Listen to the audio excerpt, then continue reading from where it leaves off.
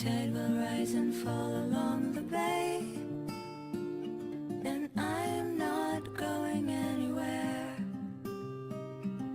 I'm not going anywhere.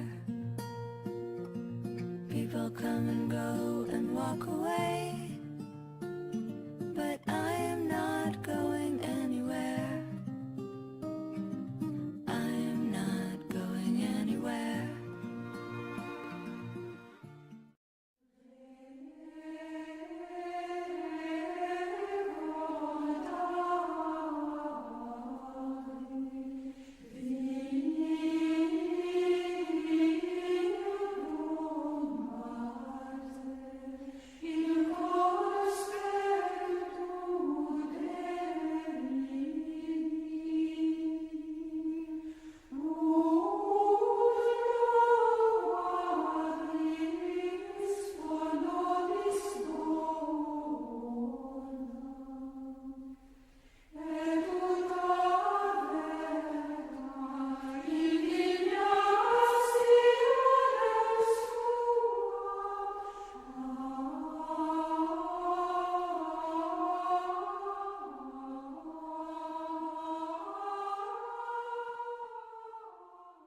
Bonjour tout le monde, c'est ici à l'abbatiale de la Sainte Trinité à Fécamp que je vous accueille aujourd'hui pour ce tout nouvel épisode de la Cité des Veuves. Si vous avez l'occasion de passer par Fécamp Seine-Maritime, eh bien je vous conseille de venir visiter cette magnifique église qui date du XIe siècle. Et aujourd'hui, je vous propose d'aller à la rencontre de Père Duménil.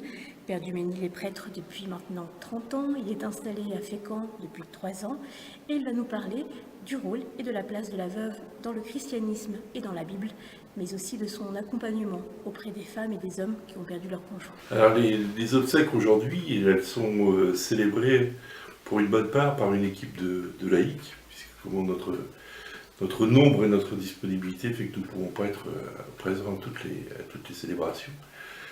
Mais j'essaye, moi, pour ma part, notamment le mercredi, d'être disponible pour garder un lien avec ces célébrations qui, pour moi, sont d'une grande importance, dans le sens que c'est l'occasion d'accompagner des familles en deuil et notamment aussi de les aider à pouvoir, notamment quand ces deuils sont douloureux et voire même parfois dramatiques, de pouvoir les accompagner.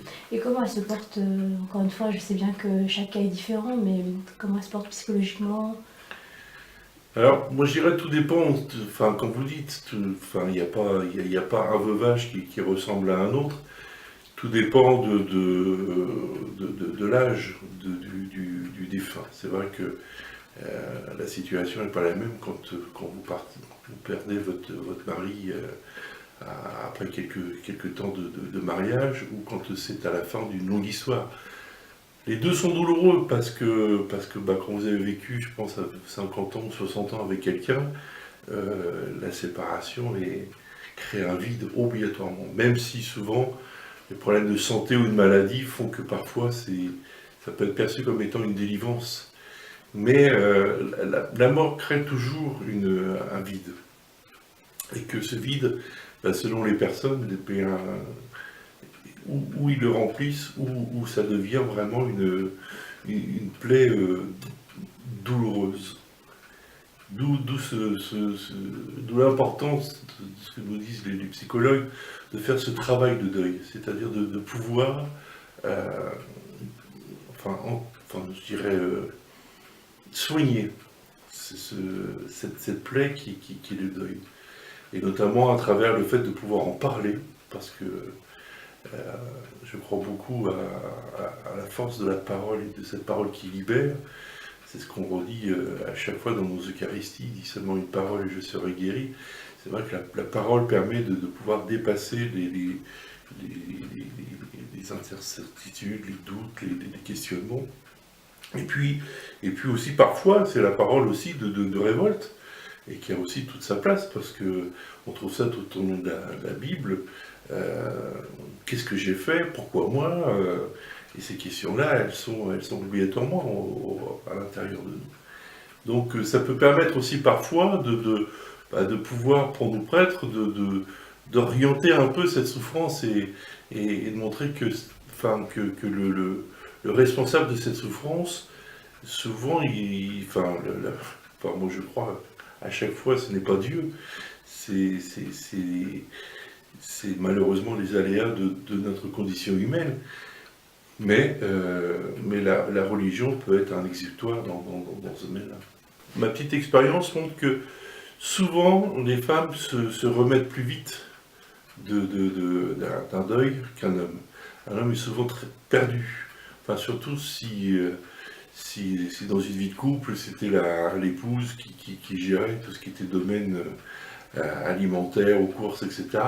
Moi, je vois des hommes complètement perdus, ne sachant pas comment se débrouiller pour se faire à manger ou pour entretenir un minimum leur maison. Il y a quand même un côté plus résistant, je pense, au niveau de la femme devant l'adversité. Comment vous expliquez ça à votre avis? Parce que souvent, à mon avis, ce qu'on déclare comme sexe faible est à mon avis le plus fort. Mais alors pourquoi est-ce que c'est cette maternité qu'ils portent aussi en elles et qui les amène à supporter peut-être plus facilement les contraintes de la vie? Là, j'avoue que, mais même pour certains, le bonheur est éteint. On voit bien que c'est difficile et surtout en plus quand l'âge est là, c'est plus difficile parfois de refaire sa vie et il y a l'entrain qui n'existe plus, quoi. Vous savez pas de mariage justement de ces personnes de rencontrer, par exemple, il n'y a pas eu de remariage Alors ça arrive, oui, tout à fait, de situations où effectivement où j'étais amené à remarier les personnes. L'Église accepte tout à fait qu'il puisse y avoir un second mariage à partir du moment où il y a eu un veuvage. Là aussi, c'est très aléatoire. Enfin, il y a vraiment des situations où ça a été très vite après, comme s'il y avait besoin vraiment de... On sent chez certaines personnes vraiment ce besoin de vivre avec quelqu'un. Ça, je crois que pour certains, ça doit être enraciné profondément. Et même quand on peut le comprendre au moment de la perte d'un être cher en disant mais je veux lui rester fidèle, etc.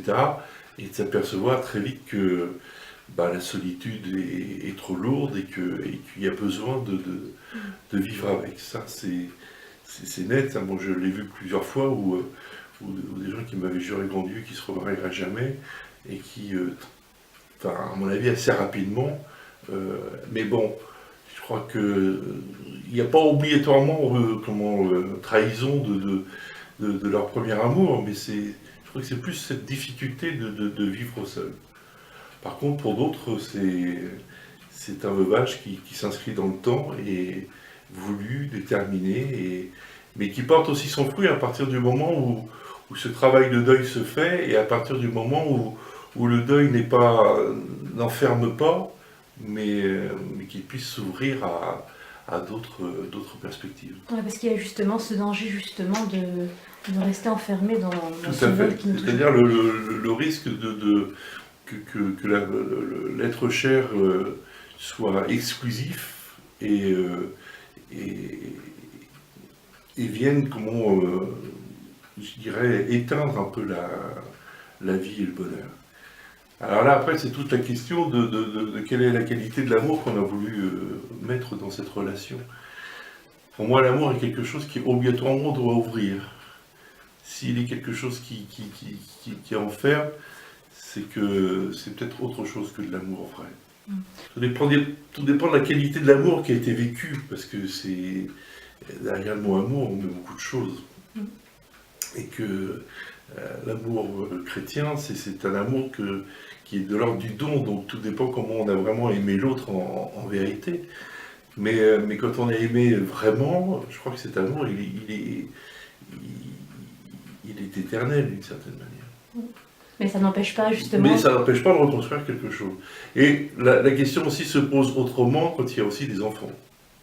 Parce que des fois, il y a aussi la question de pouvoir donner un avenir aussi aux enfants, même si aujourd'hui, effectivement, les femmes peuvent se débrouiller beaucoup plus facilement seules, qu'il y a une époque où, effectivement, c'est pour ça que la situation du veuvage, notamment dans la Bible, était considérée comme étant une calamité, parce que Justement, c'était ma question suivante, justement, la place de la veuve dans la Bible et puis de manière générale dans la religion chrétienne. Elles ont toujours été prises comme étant les petits de Dieu, c'est-à-dire les anawim, ceux que Dieu aime en priorité. Pourquoi? Parce que, notamment dans le contexte de la Bible, une femme qui avait perdu son mari n'avait plus aucune sécurité. Ni sécurité financière, ni sécurité de protection, etc. Donc, dans la loi juive, il y avait des situations où la femme pouvait se remarier avec le frère du défunt, etc. Vraiment pour éviter le fait de rester seul. Mais quand ça arrivait, c'est vrai que c'était une situation très difficile. Et dans le Nouveau Testament, c'est clair que Jésus a toujours une attention très forte envers les veuves et les orphelins, comme étant vraiment une des priorités d'attention à avoir. Et on voit bien dans la Bible, et dans le Nouveau Testament notamment, qu'il y a des attentions particulières de Jésus par rapport à ces veuves, notamment cette veuve de Sarepta que Jésus rencontre et qui pleure la mort de son enfant. Donc vraiment, elle n'a plus rien. Son mari est décédé, son fils, qui aurait pu lui permettre de retrouver une situation, est lui-même décédé. Et Jésus va guérir cet enfant, comme pour la remettre en quelque sorte dans toute sa place au sein de la communauté. Et ça, au niveau de l'évangile, il y a ce souci pour le Christ justement de manifester qu'il n'est pas venu pour les bien portants, mais justement pour tous ceux qui sont à côté. Et on n'a pas pour aujourd'hui qui nous dit la même chose. Comment est-ce que la religion chrétienne imagine, par exemple, on a parlé tout à l'heure d'amour, donc par exemple un homme et une femme qui se sont aimés vraiment très fort, et en fait donc cet amour reste éternel, mais le jour où la veuve ou le veuf partent aussi, comment est-ce qu'ils vont se retrouver par exemple dans un paradis? Alors oui, mais alors ça c'était une grande question qui préoccupait les contemporains de Jésus. Et notamment, il y a cette fameuse histoire avec cette loi du Lévirat qui faisait qu'un homme qui n'avait pas eu de descendance une femme qui n'avait pas eu de descendance avec son mari devait épouser le frère. Ah oui. Et alors, les pharisiens disent à Jésus, une femme, a eu cette situation et elle a épousé les 7 frères. Et vu qu'il y avait une grosse question sur la résurrection à l'époque de Jésus, certains y croyaient et d'autres non, et en disant un petit peu pour titiller Jésus, en disant, mais alors, de cette femme, qui sera son véritable mari, puisqu'elle a épousé les 7 frères. Et Jésus vient dire que, le mariage n'a plus sa raison d'être dans la demeure du Père. C'est-à-dire que le mariage pour l'Église est un sacrement. Un sacrement, c'est-à-dire c'est le signe d'une réalité existante, donc l'amour d'un homme et d'une femme, mais qui sont à l'image de cet amour de Dieu. En quelque sorte, c'est quelque chose qui est fait pour nous aider à mener notre vie sur cette terre. Une fois qu'on est en Dieu, cette réalité n'a plus besoin d'être. On est tous dans l'amour de Dieu. Donc c'est la question du mariage, c'est d'où la possibilité du remariage. Et c'est la même question pour les ministères, par exemple. Notre ministère de prêtre, il s'arrête à la fin de notre vie terrestre. Il n'a plus de raison d'être pour après. Donc cette femme qui a épousé, c'est... Les 7, en fin de compte, ont été véritablement son mari, mais on ne reproduit pas par la suite ce qu'on a vécu sur cette terre. Alors ça, c'est vrai que des fois, j'avoue que certaines femmes ont du mal avec ça. En disant, mais je suis marié avec lui. Je suis marié avec lui pour la vie éternelle. Mais en même temps, c'est vrai. mais d'une autre, Une autre manière. d'une autre manière.